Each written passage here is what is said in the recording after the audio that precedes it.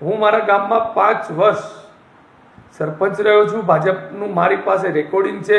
ભાજપના 10 નેતાઓ મને હોદ્દો આપે છે તો હું હોદ્દો નથી લેતો. કેમ કે હાલ અન્યાય સામે મેં ખાલી સરપંચગીરીમાં 10 મહિના અંદર રહ્યો, તો ભાજપનો સારો હોદ્દો લઉં કે કંઈ પણ નેતા બનું તો પછી હું જિંદગીભર જેલમાં જ રહું. કેમ કે આપણે સાચું બોલવા જોઈએ છે અને હાલ સાચું બોલવાવાળાને મૂળ જેલમાં મૂકવામાં આવે છે. હું 1000% મારે કોઈ પાર્ટીનો બિલકુલ ખોટું નથી કરવું, પણ સત્યની સાથે ગોપાલભાઈ જે ખરેખર માનું છું કે આમ આદમીનો એક વાઘ જેવો નેતા છે. હું ભાજપનો કાર્યકર થઈને પણ એમને એટલે વખાણું છું કે એમની મૂળ પાર્ટીનું તો કામ કરે જ છે, એ વાત આખી અલગ છે, પણ જગત કલ્યાણના કામ માટે આજે રહે કૃષ્ણનો અવતાર હોય એવું આખા રાજ્યને લાગે છે. હું ભાજપની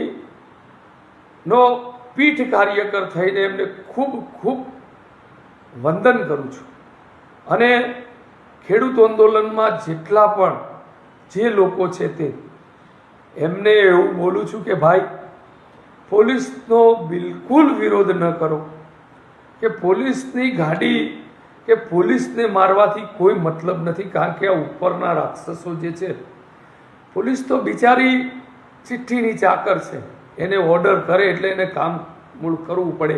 હું મારા છેલ્લા 4 વર્ષના આંદોલનના મૂળ 10 મહિના હું અંદર રહ્યો છું. મને પોલીસે 2 વાર માર્યો છે. હું મારા ગામના ગૌચર માટે 2 વાર હાઈકોર્ટ ગયો છું. તો પોલીસ મને મારે તો મને હાઈકોર્ટ જતા આવડે છે, પણ એટલે નથી જતો કારણ કે પોલીસ તો બિચારી નામ માત્ર છે. પોલીસવાળા છે મને જે કેસ કરતા હોય છે એ પણ મૂળ પછતાતા હોય છે કે ભાઈ આ બધું ખોટું છે. કારણ કે ભાજપના જે રાક્ષસો છે એ રાક્ષસોને ધંધો હાલ લૂંટો લૂંટો લૂંટો. મને ભાજપ, મારી પાસે રેકોર્ડિંગ છે, વાહિયાત વાતો નથી. ભાજપના સારા આગેવાનો મને હાલ હોદ્દો આપે છે, પણ મારે એટલા માટે નથી લેવો, મારે કોઈનું ખોટું નથી કરવું.